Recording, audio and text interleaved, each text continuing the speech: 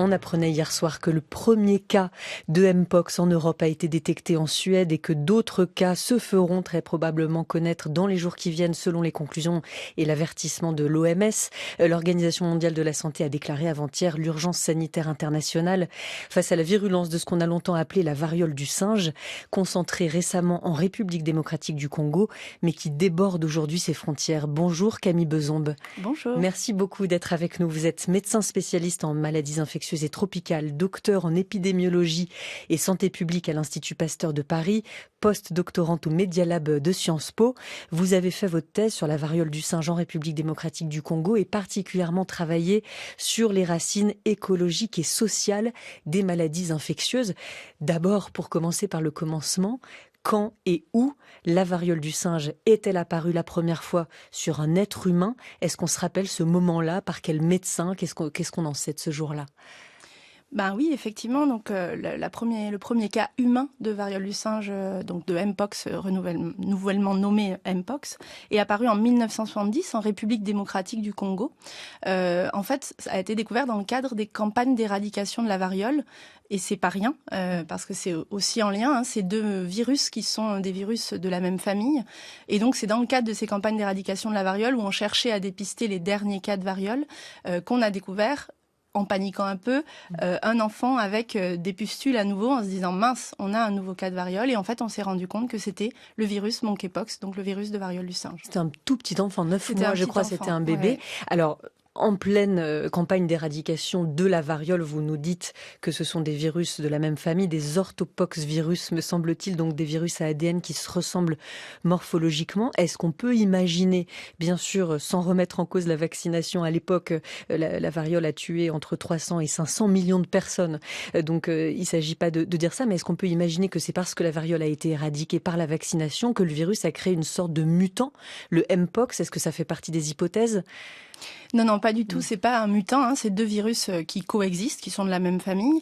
C'est pas du tout ça le lien. La variole a bien été éradiquée parce que la variole était une maladie à transmission uniquement interhumaine, donc sans réservoir animal. C'était pas une maladie zoonotique. Par contre, la variole du singe, donc le Mpox, est une maladie zoonotique, comme d'autres maladies de cette famille, donc avec un réservoir animal. C'est pas du tout la même chose. Et le seul lien qu'il y a entre on va dire la variole et le Mpox, et ce qui peut expliquer aujourd'hui la résurgence du Mpox, c'est le fait qu'il y a une immunité croisée entre ces deux maladies. C'est-à-dire que quand on avait fait la variole cliniquement, ou quand on était vacciné contre, à l'époque, jusque dans les années 80, on avait une immunité contre toutes les maladies de cette famille. Ce qui a expliqué qu'il n'y avait pas de variole du singe. Mais quand on a commencé à arrêter la vaccination, puisqu'il n'y avait plus de variole et qu'on avait éradiqué cette maladie, petit à petit, les cas ont commencé à apparaître, et effectivement, on voit aujourd'hui que les populations de 40 ou 50 ans, qui ont 40 et 50 ans aujourd'hui, n'ont plus été vaccinées. Donc nous ne sommes plus immuns contre cette maladie. Par contre, c'est pas les seuls facteurs qui rentrent en jeu. Et c'est des facteurs qu'il faut pas oublier. Donc il y a cette immunité de la population qui baisse contre la variole et qui favorise l'émergence. Mais c'est une maladie zoonotique, donc transmise des animaux aux humains. Et donc il y a des facteurs qui rentrent en jeu dans cette transmission zoonotique, notamment des transformations écologiques. Alors, qu'est-ce qu'on en sait précisément d'ailleurs du fait que la variole du singe soit une zoonose, mis à part son nom, donc une maladie infectieuse passée de l'animal à l'homme? Si je vous pose cette question, c'est que on a dit ça du Covid avec certitude au départ. Or, aujourd'hui, on n'est toujours pas en mesure de le démontrer scientifiquement et rigoureusement. Le fait que le pangolin a en effet été l'hôte intermédiaire du Covid, servant, comme on dit, de tremplin biologique entre la chauve-souris et l'homme. Quels sont sur la variole du singe les éléments dont on est sûr et ce qu'on ne sait pas encore? Oui, sur la variole du singe, c'est quand même plus simple. Le virus a été isolé la première fois chez des animaux en 1958 dans un laboratoire en Europe, chez des primates. Donc au Danemark. Au Danemark, voilà. Donc le virus était un virus présent chez l'animal. C'est un virus qu'on a également isolé chez d'autres animaux, même si ça a été rarement isolé chez l'écureuil, des petits écureuils arboricoles, et également chez des chimpanzés au Cameroun, dans des épizoos aussi, c'est-à-dire la maladie qui se transmet chez les singes. Mais ce qu'on sait, c'est que le réservoir animal serait donc un petit rongeur d'Afrique centrale et d'Afrique de l'Ouest. On penche vers le Phoenicurius anerythrus, qui est donc un petit écureuil arboricole. Voilà, donc on est sur une zoonose, il y a une transmission de l'animal vers l'humain. Au départ, 1958, en effet, ce sont des singes de laboratoire sur lesquels on repère ce virus. Au Danemark, ce sont des macaques qui viennent de Singapour. Quelques années plus tard, en 64, c'est au zoo de Rotterdam qu'on constate la présence du virus chez plusieurs singes différents, mais aussi sur des fourmiliers, ces mammifères avec un très long museau.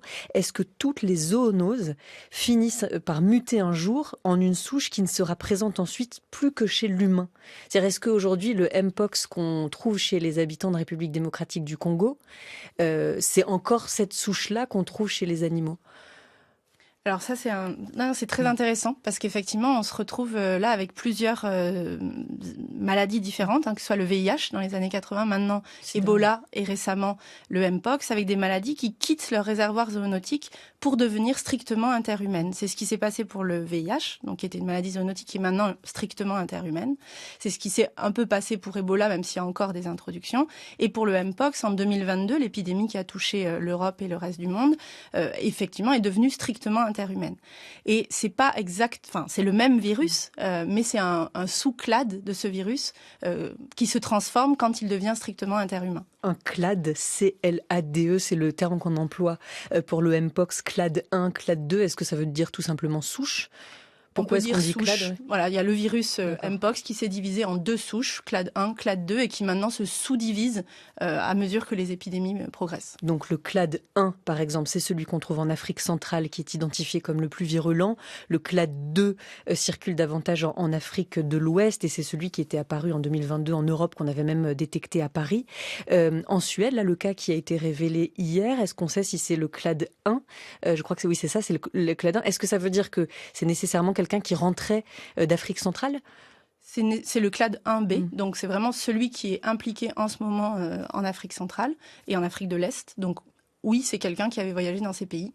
On n'a pas l'info encore. On n'a pas l'info encore. Ça peut être aussi un animal qui lui est parvenu. Non, on ne sait pas. C'est parce qu'on sait qu'il y a quand même du trafic d'animaux. Oui, ça a pu être ça à d'autres moments. En 2003, aux États-Unis, il y avait eu une épidémie de Mpox de clade 2 qui était amenée par des animaux, des rats de Gambie qui avaient été transférés aux États-Unis, qui avaient contaminé des chiens de prairie des États-Unis dans les animaleries et qui ensuite avaient été amenés chez les enfants et des animaux de compagnie et qui avaient fait une épidémie locale.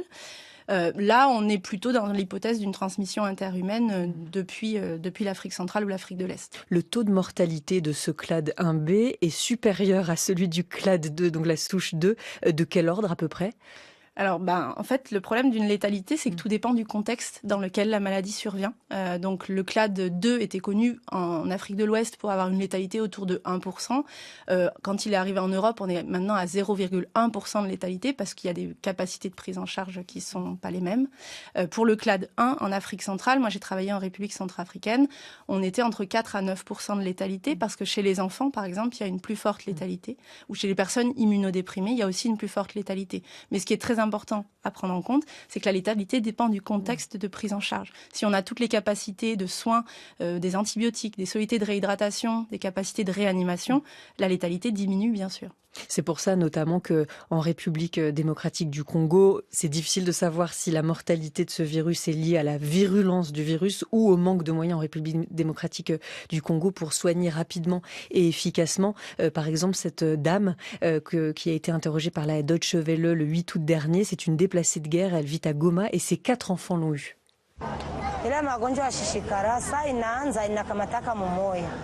Cette maladie, lorsqu'elle s'invite dans votre ménage, personne ne peut y échapper car elle est très contagieuse. On nous dit que la prise en charge médicale est gratuite, mais une fois à l'hôpital, l'on nous donne une dose des médicaments très insignifiante pour soigner cette maladie. Elle s'appelle Keren Kabimana. Est-ce qu'aujourd'hui, on sait si les cas qui ont été recensés en République démocratique du Congo, les 13 000 cas humains depuis le mois de novembre et les 600 morts, est-ce que le pays a aujourd'hui suffisamment de moyens de surveillance pour qu'on soit à peu près sûr de ces chiffres ? C'est très compliqué, c'est bien le problème depuis quelques années, c'est-à-dire qu'on voit globalement en Afrique centrale et en Afrique de l'Ouest une recrudescence du nombre de cas humains, sachant qu'on se demande toujours si c'est une augmentation de la surveillance et une amélioration de la surveillance ou une vraie augmentation du virus. Là, l'épidémie actuelle nous montre que c'est une vraie augmentation de la circulation de ce virus et un changement épidémiologique. Donc, est-ce qu'on a les capacités ? Nos collègues africains demandent depuis longtemps l'augmentation de ces capacités, notamment l'accès à des tests diagnostiques, parce qu'en ce moment, il y a ce gros problème en Afrique centrale, où on peut tester que 24% par exemple des gens qui se présentent, donc c'est quand même très très compliqué. Donc il y a vraiment un besoin d'accès aux tests diagnostiques, un besoin d'accès à du matériel et des équipements de protection pour les soignants, parce que aller prélever des patients c'est dangereux, et il y a un risque de transmission nosocomiale si on n'a pas une blouse, un masque et des gants. Donc ça c'est aussi des choses très importantes, et globalement nos collègues africains demandent l'accès à tout ce qu'il faut pour prendre en charge ces patients. Il y a aussi des problèmes de mise en quarantaine. Les hôpitaux sont complètement débordés par l'épidémie actuelle, et pourtant on a besoin d'isoler ces patients. Donc il faut qu'on les mette seuls dans une pièce. Sauf que les hôpitaux sont déjà débordés par d'autres maladies dans une zone où la situation est déjà compliquée. Donc un manque de moyens pour soigner, un manque de moyens pour dépister. À l'inverse, Camille Beson, est-ce que de la même façon qu'au début du Covid, on ne savait pas si les tests PCR ne détectaient pas aussi le virus de la grippe, est-ce qu'on est sûr que pour le Mpox, les prélèvements ne peuvent pas prendre, entre guillemets, pour du Mpox, des cas de varicelle ou d'autres maladies éruptives ? Non, sur ça, les tests actuels sont vraiment performants quand on les a, sont vraiment performants pour diagnostiquer et différencier varicelle, rougeole de Mpox. C'est bien le but d'ailleurs d'avoir le test, parce que sans le test cliniquement, c'est assez compliqué de diagnostiquer et de différencier. Au début, on a eu un doute sur la capacité du test à diagnostiquer le clade 1B, donc le nouveau clade, mais ça a l'air de fonctionner. C'est vraiment une histoire d'accès au test. Alors on s'en rappelle moins, mais le Nigeria avait été concerné en 2017 par une épidémie de Mpox dont vous dites qu'elle marque un changement épidémiologique. Qu'est-ce que ça veut dire ?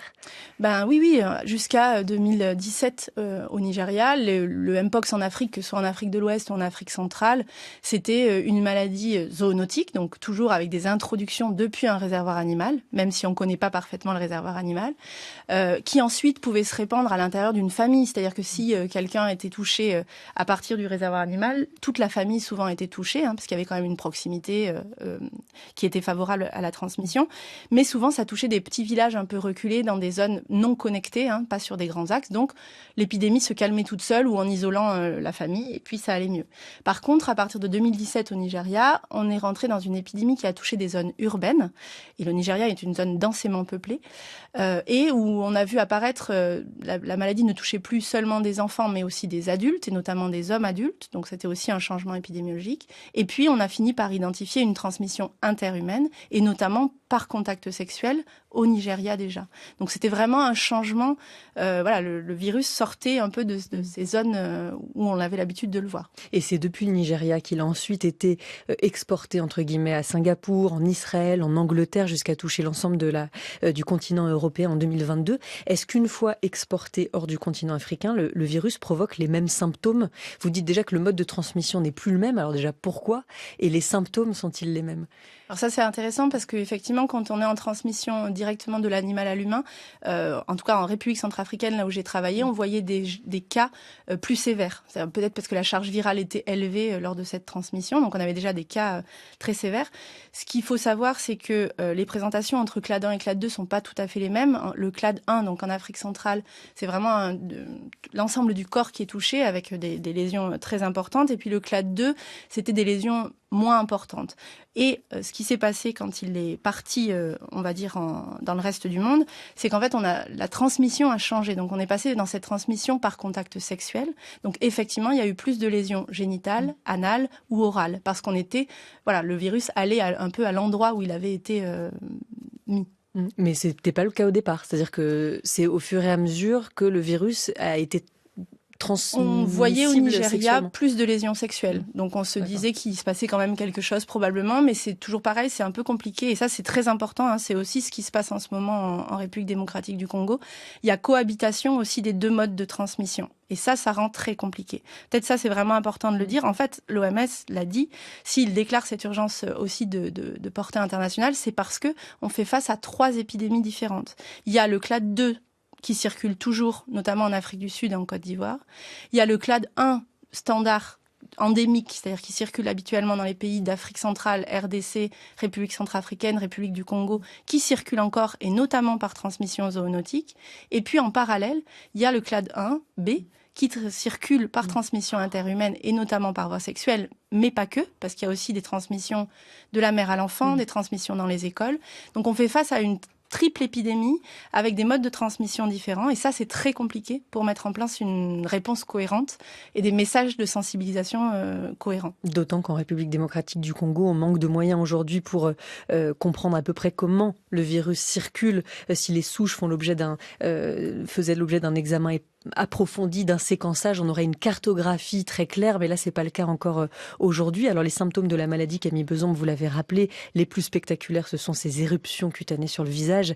Pour le reste, des complications du type déshydratation, surinfection bactérienne, septicémie, parfois des lésions de la cornée qui peuvent provoquer une perte de vue. C'était le cas déjà de la variole à l'époque, et la prise en charge pour l'instant, elle est seulement symptomatique, c'est-à-dire qu'on soigne les symptômes, on peut pas faire mieux. Il y a plusieurs choses. Effectivement, il y a toutes ces complications. Les principales complications, par exemple, quand ça arrive chez un enfant, c'est la déshydratation, puisqu'on perd du liquide par ces vésicules qui sont très importantes. À cause des lésions, en fait. Oui, à cause des lésions, quand on est un enfant et qu'on en a vraiment partout sur le corps. Et puis en plus, ils peuvent plus s'alimenter et boire puisqu'ils ont la bouche aussi atteinte. Donc ça, c'est assez compliqué. Il y a les surinfections, bien sûr, parce qu'on est dans des contextes compliqués. Il faudrait pouvoir faire des bains de savonnés tous les jours et puis avoir des antibiotiques et un accès antibiotique. Donc effectivement, le traitement, il est symptomatique, c'est-à-dire qu'il faut mettre du soluté de réhydratation puisque les patients peuvent plus boire, donc il faudrait pouvoir les perfuser. Il faudrait pouvoir laver, avoir des conditions d'hygiène très strictes, et puis mettre des antibiotiques si besoin.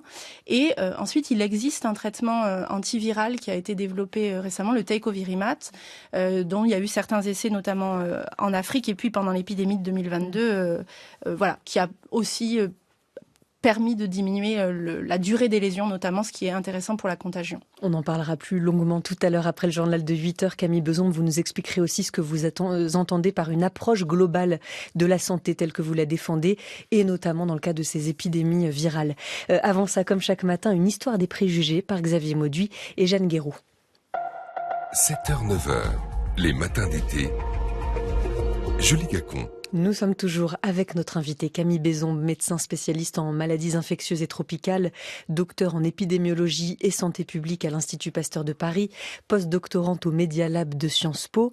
Alors j'ai appris en vous lisant, Camille Bezombre, qu'en 2022, si l'épidémie de Mpox a rapidement décru aux États-Unis et en Europe, c'est aussi grâce à des vaccins antivaroliques. On a toujours des vaccins contre la variole aujourd'hui, alors que la maladie n'existe plus depuis 1980.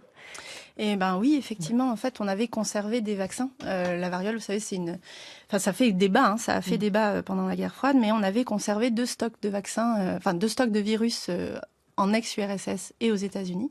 Et on avait conservé des vaccins, des stocks vaccinaux dans beaucoup de pays du monde, ceux qui pouvaient en tout cas se le permettre, dans le cadre de la possibilité d'une menace bioterroriste. Et là, ça a marché pour le Mpox, c'est-à-dire où on l'a combiné à d'autres choses pour faire en sorte que l'épidémie disparaisse en 2022 des États-Unis? En fait, on avait 2 sortes de vaccins qui étaient disponibles, des anciens vaccins qui dataient de l'éradication de la variole, et puis on avait entre-temps développé des nouveaux vaccins quand même, parce que les premiers vaccins étaient assez embêtants avec des effets indésirables importants. Et on a développé d'autres vaccins, donc ceux qui ont été utilisés dans l'épidémie de 2022 aux États-Unis et en Occident étaient ces nouveaux sortes de vaccins. Donc la 3e génération. Il se trouve que cette semaine, juste avant que l'OMS, l'Organisation mondiale de la santé, ne déclare l'urgence sanitaire internationale, on apprend cette nouvelle, et là je lis un titre du journal Les Échos, variole du singe, : la nouvelle crise promet de porter Bavarian Nordic et son vaccin. Bavarian Nordic, c'est une entreprise danoise. Vous l'entendez, Camille Bezombre, vous qui faites aussi partie de l'association Sciences Citoyennes, la petite musique de celles et ceux qui disent déjà, comme par hasard, échaudés qu'ils soient en plus par la plainte déposée par un citoyen belge et non encore instruite contre Ursula von der Leyen pour que la transparence soit faite sur les appels et les SMS que la présidente de la Commission a échangés avec le PDG de Pfizer pendant la crise du Covid. Pourquoi d'abord est-ce qu'on considère Bavarian Nordic aujourd'hui comme le seul fabricant reconnu contre la variole du singe, et pourquoi, d'après vous, est-ce qu'on peut comparer la question du vaccin du Mpox et celle du Covid ? Donc pourquoi bavarienne nordique? En fait, il y a deux vaccins, on va dire, pour l'instant, qui sont possiblement utilisables dans le cadre du Mpox. Il y a celui de bavarienne nordique et puis un autre qui est LC16, qui est plutôt au Japon, mais qui a été moins étudié puisqu'il a été moins délivré. Donc au contraire, hein, dans ces cas-là, on est plutôt... comment je vais dire ça? Nous, en termes de santé, on est plutôt content quand des gens vont développer des vaccins pour des maladies négligées, parce que le Mpox a pu être considéré comme une maladie négligée, c'est-à-dire dont on ne s'occupait pas. Donc, vu qu'il est proche de la variole, on s'en est occupé, mais juste pour cette raison-là. Donc, on est plutôt content qu'il y ait des firmes qui aient gardé l'idée de développer ce genre de vaccin. C'est-à-dire que Bavarian Nordic ne s'est pas nécessairement dit ça va être une manne financière incroyable pour nous. Non, parce que quand ils ont commencé, c'était pas forcément une manne financière. Donc ça, c'est la première chose. Et deuxièmement... Vous, c'est plutôt l'obligation vaccinale, en fait, voilà, dont vous trouvez que ça pose question, plus que la question de savoir si... c'était plutôt au niveau éthique. Voilà, l'obligation vaccinale est plutôt compliquée au niveau éthique. Et puis, après, c'était aussi totalement différent. Les vaccins, dans le cadre du Covid, étaient des nouvelles méthodes vaccinales à ARNM, ce qui n'est pas le cas de ces vaccins-là. L'Agence nord-américaine de gestion des crises sanitaires a déjà passé une nouvelle commande à Bavarian Nordic à hauteur de 157 millions de dollars pour reconstituer ces stocks. Est-ce que les États d'Afrique centrale ont les moyens d'acheter ces vaccins quand l'OMS déclare comme avant-hier l'urgence sanitaire internationale? Est-ce que ça déclenche des protocoles précis qui font que les États d'Afrique pourront aussi avoir accès à ces vaccins? C'est bien le but de l'OMS en déclenchant cette urgence de santé publique internationale. C'est d'une part de mobiliser la communauté de recherche et la communauté médicale et envoyer des soutiens, même en termes de personnel, de formation et des soutiens médicaux, mais c'est aussi de mobiliser des financements justement pour rendre accessibles ces vaccins, et c'est déjà ce qui est un peu en train de se faire puisque l'Union européenne a déjà promis la délivrance de je ne sais plus le nombre de doses vers l'Afrique, les États-Unis également. Donc le but est de mobiliser la communauté internationale pour fournir ces vaccins en Afrique. Donc ça permet de récolter des fonds, d'envoyer des missions avec des médicaments et des vaccins, de consolider les réseaux de collecte de données aussi qui sont si importants. Mais vous semblez dire, Camille Bézombe, que hors des périodes de crise et des alertes de l'OMS, le Mpox a plutôt été délaissé ces derniers temps? Entre deux périodes de crise, on l'oublie? Déjà, avant la crise de 2022, c'était une maladie sur laquelle pas grand monde travaillait et qui était pourtant déjà très compliquée, un problème de santé publique en Afrique, et notamment au Nigeria, on en a parlé, mais en République démocratique du Congo aussi.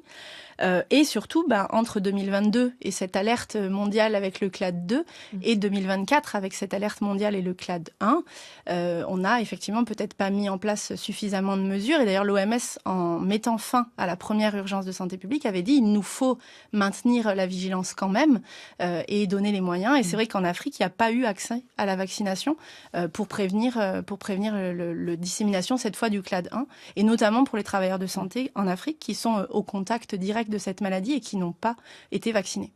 Alors, vous avez fait votre thèse sur la variole du singe en République centrafricaine et vous avez particulièrement travaillé sur les racines écologiques et sociales des maladies infectieuses. On se rapproche et de votre terrain de recherche et de vos thèmes de recherche qui débordent l'épidémiologie. Camille Bézombe, dans quelle mesure les contextes locaux peuvent avoir agi à la fois sur la propagation du virus et sur sa mutation, sur les contextes locaux que vous connaissez bien en particulier?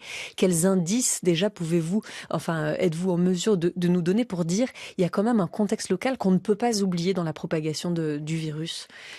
Alors effectivement, moi j'ai travaillé en République centrafricaine, qui est un pays avec un contexte aussi assez compliqué en termes de sécurité, et on s'est rendu compte que par exemple les petites mutations du virus qu'on pouvait constater dans son évolution en République centrafricaine étaient en lien avec les périodes de troupes civiles et militaires. Donc ça veut dire que dans ces moments-là, il y a quelque chose qui se passe. Alors on s'est posé, il y a plusieurs hypothèses, le fait que les populations, par exemple, vont se réfugier en forêt parfois et donc peuvent être plus au contact du réservoir ou dans des conditions où elles ont besoin de manger tout ce qui passe sous la main parce qu'il n'y a plus rien. Donc ça, c'était pour la République centrafricaine, et effectivement, le but du projet avec mes collègues de l'Institut Pasteur de Bangui, de l'IRD, du Muséum d'Histoire Naturelle et de l'Institut Pasteur, c'était de faire ce qu'on appelle une approche One Health d'une maladie, donc une seule santé, à la frontière de la santé humaine, de la santé animale et de la santé des écosystèmes. Et pour cela, on était une équipe donc d'épidémiologie d'épidémiologistes, de virologistes, d'anthropologues qui ont travaillé sur les causes de survenue de cette maladie, d'écologues pour comprendre dans le contexte, et de zoologistes donc qui étudient les animaux. Après, effectivement, là, on est dans un contexte différent et c'est vraiment très important. Moi, c'est ce qui me semble le plus important aujourd'hui, c'est que c'est peut-être pas pour rien que l'épidémie actuelle se développe au Kivu, qui est quand même un contexte très spécifique. Le Kivu, alors c'est une région qui est dans l'est de la République démocratique du Congo, une zone de conflit récurrent et à nouveau depuis le printemps de 2022 avec ce groupe armé M23 qui a réapparu, d'autres groupes armés, de toute façon ils sont très nombreux, on a du mal à savoir qui est manipulé entre guillemets par le Rwanda, par des pays voisins, enfin tout ça s'entremêle, est inextricable, mais avec un contexte local qu'on peut déjà décrire, exploitation minière, des mobilités, le bois aussi qui transite par là, puisque l'Ouganda voisin est le premier exportateur du bois produit illégalement très souvent au Congo ou de l'or. Comment ce contexte-là peut agir sur la propagation du virus ? Oui, ça me semble très important d'en parler. C'est ce qu'on a pu appeler au moment du Covid une syndémie, c'est-à-dire un entrelacement entre des maladies et des facteurs socio-économiques qui favorisent soit l'aggravation de cette maladie ou son apparition. Et là, donc effectivement, le Kivu, c'est une zone en guerre civile depuis très longtemps, avec cette exploitation minière que vous décrivez. La ville du premier cas de Mpox de clade 1B, donc celui dont on parle actuellement à transmission interhumaine, est survenu chez un barman d'un bar de Kamituga. Kamituga, c'est la principale ville minière de la zone et une ancienne ville minière. Donc c'est pas rien. Qu'est-ce qui se passe dans ces zones-là ? Une zone d'extraction minière, ça veut dire beaucoup de déplacement de population, de travailleurs pour venir dans ces zones. Ça veut dire, entre la guerre civile, c'est beaucoup de camps de réfugiés. Je crois qu'il y a 2,5 millions de populations déplacées dans cette zone, donc avec une paupérisation et une grande pauvreté. Cette pauvreté, elle favorise deux choses. D'une part, une potentielle transmission zoonotique, parce qu'on va aller manger effectivement des petits rongeurs quand on n'a pas le choix et qu'on ne peut pas avoir de bétail, puisqu'en fait, on doit bouger tout le temps. Et puis, d'autre part, cette pauvreté, elle favorise la prostitution, qui est particulièrement en cause là dans l'épidémie, puisqu'on a l'impression que c'est dans des bars et dans des réseaux de prostitution que se développe l'épidémie, même si ensuite elle va dans des écoles, elle va dans la transmission familiale, mais le point de départ semble être là. Et vous l'avez dit, il y a ce transfert transfrontalier de richesses, de bois et de minerais. Et par exemple, au Kenya, donc un des pays voisins atteints, c'est un camionneur qui a été le premier cas. Donc potentiellement un réseau de prostitution et un camionneur qui va de zone en zone. Donc le contexte n'y est pas pour rien. Et en plus, cette pauvreté, elle engendre de la malnutrition qui favorise des formes graves de Mpox. Elle engendre aussi le fait que depuis longtemps, les travailleurs de santé ne peuvent pas aller vacciner pour les vaccinations standards les populations, comme les vaccins contre la rougeole. Donc les enfants peuvent faire les deux maladies. Et puis elle empêche aussi, par exemple, la mise en place d'une quarantaine, puisque quand les gens doivent manger tous les jours et qu'ils n'ont pas de revenus, si on les met en quarantaine pendant 28 jours, ils ne peuvent pas survivre. Donc tous ces facteurs sont à prendre en compte pour vous dans la façon qu'on peut avoir d'expliquer aujourd'hui la résurgence et surtout la diffusion de plus en plus massive de ce virus de Mpox dans cette région du Kivu, en République démocratique du Congo, mais aussi plus largement en Afrique centrale. Penser les épidémies sur le long terme et dans une approche globale, est-ce que ça veut dire par exemple qu'il faut faire un lien entre toutes les épidémies actuelles, que ce soit la variole du singe en Afrique centrale, la dengue et le virus au roux-pouche en Amérique du Sud, la grippe aviaire dans les élevages bovins et chez les travailleurs aux États-Unis, l'épizootie de fièvre catarrhale ovine chez les brebis dans les Pyrénées, les récentes épidémies de Covid. Est-ce que tout ça, il faut le penser de manière globale ? Est-ce que c'est le cas ? En tout cas, est-ce qu'elles le sont aujourd'hui ? C'est vraiment le propos, c'est de se dire que on voit bien qu'il y a une épidémie d'épidémies, c'est un peu ce qu'on se dit, qu'on est rentré dans une nouvelle ère, il y a une multiplication des émergences infectieuses et on est tous au courant. Donc effectivement, j'ai l'impression qu'il faut pas attendre que ces épidémies arrivent et agir en réactif sur chaque maladie en silo, c'est-à-dire en considérant une seule maladie, en disant tiens, on a cette maladie, on agit dessus. J'ai l'impression qu'il faut qu'on se préoccupe des facteurs d'émergence communs de toutes ces maladies. Et pour le Kivu, c'est quand même un exemple assez intriguant. Il ne faut pas oublier qu'une des dernières urgences de santé publique de portée internationale qui a été déclarée par l'OMS, c'était en 2019 pour Ebola dans cette zone large. Donc il y a eu une émergence d'Ebola qui a été très difficile à contrôler dans ce même contexte écologique et social qu'est le Kivu. Donc ça, je pense qu'il faut qu'on en fasse quelque chose. Il faut en faire quelque chose, il faut y réfléchir, il faut que vous continuiez vos travaux avec les collègues que vous avez cités tout à l'heure, qui ne sont pas comme vous scientifiques ou épidémiologistes, mais qui peuvent vous aider à avoir une vision beaucoup plus large. Néanmoins, le Covid, lui, la pandémie de Covid a été mondiale, a concerné des pays et des contextes qui ne sont pas ceux du Kivu ou de la République démocratique du Congo. Donc, plus généralement, les conditions favorables à la dissémination des virus, est-ce qu'on peut les lister à peu près? Est-ce que vous, Sophie Besson, vous pensez de façon sûre que tout ce qui concerne la perte de biodiversité, les changements climatiques, la modification de l'usage des terres, que tout ça, il faut les prendre en compte aussi comme des facteurs qui multiplient les virus et surtout leur diffusion? Effectivement, et c'est pas uniquement moi qui le pense, que ce serait un peu réducteur, mais c'est surtout l'IPBES, donc qui est la plateforme intergouvernementale de la biodiversité et des services écosystémiques, qui, justement dans le cadre de la pandémie de Covid, en octobre 2020, a sorti un rapport très intéressant où ils ont rassemblé les experts en termes de biodiversité et de pandémie. Et ce rapport statue strictement sur les liens entre pandémie et perte de biodiversité, les liens entre pandémie et usage des terres, entre déforestation, intensification de l'agriculture, et également avec le commerce d'animaux sauvages. Donc pourquoi, et le changement climatique. Et pourquoi déforestation et appropriation des terres, enfin en l'occurrence pour certaines des zones agricoles qui se créent à la place des forêts, mais pour d'autres des zones agricoles qui au contraire sont détruites par les pelleteuses pour faire des zones commerciales. Donc ça, qu'est-ce qu'on sait pour sûr en fait, enfin, qu'est-ce qui est sûr dans le fait que ce soit des conditions favorables? Le mécanisme, il est simple, c'est que quand on déforeste et qu'on remplace par exemple par des plantations de palmiers à huile ou d'autres, ou même de l'élevage, en fait on modifie complètement l'écosystème, on fait une perte d'habitat pour les animaux sauvages forestiers et ensuite on développe un nouvel écosystème très simplifié. Donc une plantation par exemple, c'est un écosystème très simplifié.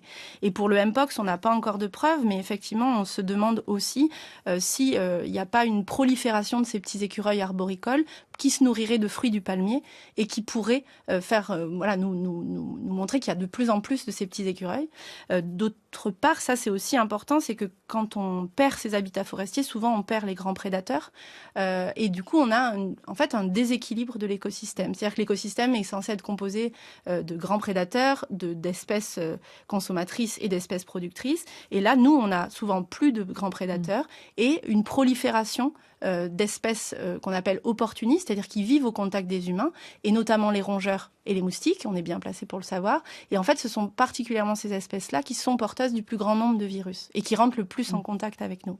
La question aussi du trafic d'animaux, même si peut-être, en tout cas dans le cas du Mpox, cette question-là est minime, mais je mentionne un article, une enquête qui est apparue dans le Nouvel Obs il n'y a pas très longtemps, où on apprend, la journaliste est à Roissy, dans le terminal 2 de l'aéroport, où les services de douane confisquent 200 kilos de denrées périssables par jour d'origine animale ou végétale, que ce soit des pitons, des vers de palme, des crocodiles, des tortues, des chauves-souris, des pangolins, 13 tonnes de viande rien qu'en 2023, et les douaniers disent que ils pensent qu'ils arrivent même pas à intercepter 10% de ce qui passe. Donc ce trafic d'animaux, on ne sait pas dans quelle mesure il peut contribuer à la propagation des maladies. Et je ne dis pas qu'on est sûr que le pangolin, c'est pas la question de la zoonose comme on disait tout à l'heure pour le Covid. On n'est pas sûr que ce soit un pangolin sur un marché qui est propagé le Covid partout dans le monde avec les conséquences que l'on sait. Mais bon, voilà, on ne sait pas si le trafic d'animaux a un effet. Vous parlez aussi de la perte de diversité culturelle. Alors on s'éloigne un peu des sciences, mais en quoi la perte de diversité culturelle, Camille Besson, peut avoir un effet sur la transmission des virus? Peut-être juste répondre sur le début. Donc je vous l'avais dit, pour le Mpox, il y a quand même eu en 2003, donc aux États-Unis, cette épidémie qui a été en lien avec du commerce d'animaux sauvages. Mais c'est une chose. Effectivement, là, c'est pas forcément le cas. Des personnes infectées par l'intermédiaire de chiens de prairie achetés en animalerie, qui avaient été eux-mêmes contaminés par des rats de Gambie, eux-mêmes importés du Ghana. Donc c'est toute une chaîne. Exactement. C'est là où c'est souvent intéressant, c'est que les maladies nous permettent de visualiser certaines chaînes qu'on ne visualise pas à l'origine. Après, moi, j'aimerais juste sur la viande de brousse, quand même essayer de sortir de cette stigmatisation, en tout cas localement dans les pays africains, parce qu'on reporte toujours les zoonoses au contact avec la viande de brousse et au couteau du chasseur. En fait, beaucoup d'anthropologues, par exemple, essaient de diversifier diversifier aussi ces récits qu'on pose autour de ça. Et on voit en fait qu'il y a d'autres responsabilités. Et justement, tout le propos est de dire que c'est pas forcément les populations locales qui sont responsables, mais plutôt les grandes transformations et les grands aménagements de l'environnement qu'on fait, nous, grandes entreprises minières, forestières occidentales, en fait, qui sont responsables de la destruction de l'écosystème, de la perturbation et de l'exposition humaine, plus encore que cette viande de brousse.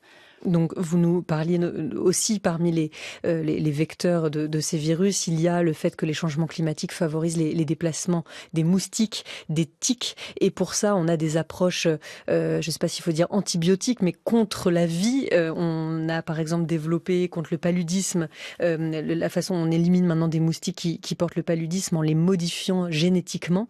Aujourd'hui, est-ce que l'approche antibiotique, est-ce que c'est une forme d'échec à chaque fois, entre guillemets? Alors, il s'agit pas de dire qu'il ne faut pas prendre d'antibio, mais est-ce que l'approche antibiotique pour la lutte contre les maladies, c'est une forme d'échec?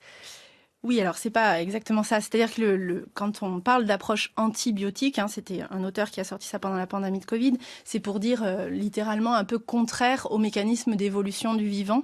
Et donc l'appel est de se dire, au lieu de réagir juste en réactif, par exemple pour la grippe aviaire en abattant des volailles ou en essayant d'éradiquer tel vecteur de maladie, l'idée c'est de prendre une perspective de long terme, une perspective de temps évolutif, une perspective écologique et écosystémique pour comprendre ces maladies et agir dessus. Ça veut dire quoi ? Ça veut dire, comme on le dit pour la situation actuelle, considérer que le Mpox n'arrive peut-être pas par hasard dans cette zone, c'est-à-dire que c'est un contexte social et écologique très compliqué et qu'il faut agir sur ce contexte social et écologique pour prévenir les maladies, qu'il faut se placer dans un temps long. Donc en ce moment, il y a beaucoup... Les perspectives biologiques et biomédicales, elles sont strictement nécessaires. On a vraiment besoin de ça et nos collègues africains demandent ça parce que là, on est dans l'urgence, dans la crise, on n'a pas le choix. Par contre, nous, on a aussi cette responsabilité-là à long terme de mettre en place d'autres mesures. Et il y a en ce moment ce qu'on appelle, par exemple, la landscape immunity, c'est-à-dire une immunité paysagère. Ça veut dire quoi ? Ça voudrait dire essayer de créer les conditions écologiques qui font qu'on n'a pas de spillover, on n'a pas le passage des animaux vers les humains. C'est-à-dire qu'on crée des écosystèmes, on reforeste, on permet de préserver certaines zones forestières, on donne les capacités de vie dignes aux populations localement et on essaye d'agir sur l'écosystème. Je peux vous donner un exemple. En Australie, il y a un virus qui s'appelle le virus Nipah qui passe des chauves-souris aux chevaux et aux humains, donc un virus zoonotique. Ils se sont rendus compte, les chercheurs, que les épidémies avaient lieu en hiver dans des moments où les chauves-souris n'avaient plus de quoi se nourrir parce que leurs habitats avaient été détruits par la déforestation. Donc, pour agir sur cette maladie, pour prévenir ces épidémies, ils ont fait les aspects médicaux, mais ils ont aussi mis en place des aspects écologiques, c'est-à-dire qu'ils ont replanté des forêts avec les fruits permettant de nourrir ces chauves-souris qui sont frugivores. Et ça permet que les chauves-souris ne cherchent plus... En fait, si elles venaient au contact des humains, c'est parce qu'elles n'avaient plus leur habitat, plus leur site nourricier. Donc, elles se dispersaient en plusieurs colonies, elles venaient en ville, elles venaient dans les vergers et elles favorisaient la contamination. Donc, on voit amorcer dans le monde des mesures écologiques pour empêcher la survenue de maladies et c'est, je pense, qu'il faut qu'on essaye de mettre en place. Et est-ce que c'est une approche qui a le droit de citer à l'OMS ? À l'Organisation mondiale de la santé, ou ça lui paraît farfelu? Non, c'est des approches qui sont reconnues dans la communauté internationale, l'OMS aussi, puisque l'approche One Health est vraiment mise à l'honneur en France et à l'international, donc c'est très important. Et ce que je vous disais tout à l'heure, l'IPBES, la plateforme intergouvernementale pour la biodiversité et les services écosystémiques, favorise des solutions fondées sur la nature et des démarches de ce style-là. Les humains, si les humains voient leur défense immunitaire peut-être diminuer au cours des années, est-ce que c'est le cas des animaux ? Est-ce que les animaux ont des défenses immunitaires qui diminuent ? On ne sait pas. Alors c'est difficile. Puis la vie d'un animal est souvent plus courte. Alors ça dépend. Sur les petits rongeurs, je ne saurais pas vous dire la durée de vie. Et puis c'est des choses qui sont probablement moins étudiées. Je ne sais pas si ça a une importance, en tout cas dans l'épidémie actuelle. Et les grands déplacements internationaux, est-ce qu'une médecin comme vous est effarée devant des rassemblements du type Jeux Olympiques ? Vous vous dites que c'est forcément des réservoirs à virus ou pas spécialement, vous ne voyez pas la vie que comme ça ? En fait, c'est pas spécialement ces déplacements internationaux-là, même si ceux-là, ils sont massifs, effectivement. Donc, ils font circuler beaucoup de populations. Et on sait que, par exemple, que cette année, il y a eu le plus grand nombre de cas de dengue importés. Donc, c'est aussi par toutes ces circulations de personnes. Après, c'est plus nos modes de vie, plus généralement, nos modes d'habiter la Terre qui sont responsables de ces pandémies. C'est les déplacements commerciaux de pneus à grande échelle, par exemple, qui ont fait venir le moustique tigre jusque chez nous. Voilà, donc tous ces déplacements engendrent des risques infectieux. Oui. Et les pays du Sud, vous disiez tout à l'heure que les États d'Afrique centrale ou d'Afrique de l'Ouest demandent aujourd'hui des mesures d'urgence médicales, sanitaires évidemment pour parer à l'urgence, mais à plus long terme, l'OMS essaye d'apprendre, les États membres d'apprendre des erreurs du Covid et de se prémunir collectivement des désastres sanitaires, sauf que pour l'instant, tous les cycles de négociations qui ont lieu pour un nouveau traité pandémie ne cessent d'achopper. Ils sont toujours réunis à Genève, ça va durer encore 1 an alors qu'on devait trouver une solution là au printemps. Donc un traité pandémie pour faire en sorte que les mesures sanitaires soient beaucoup plus efficaces, une gouvernance mondiale de la santé équitable et transparente. Merci beaucoup Camille Bézombe d'avoir été avec nous dans les matins d'été, médecin spécialiste en maladies infectieuses et tropicales, postdoctorante au Media Lab de Sciences Po. Vous êtes docteur en épidémiologie et santé publique à l'Institut Pasteur de Paris. Merci beaucoup. Merci.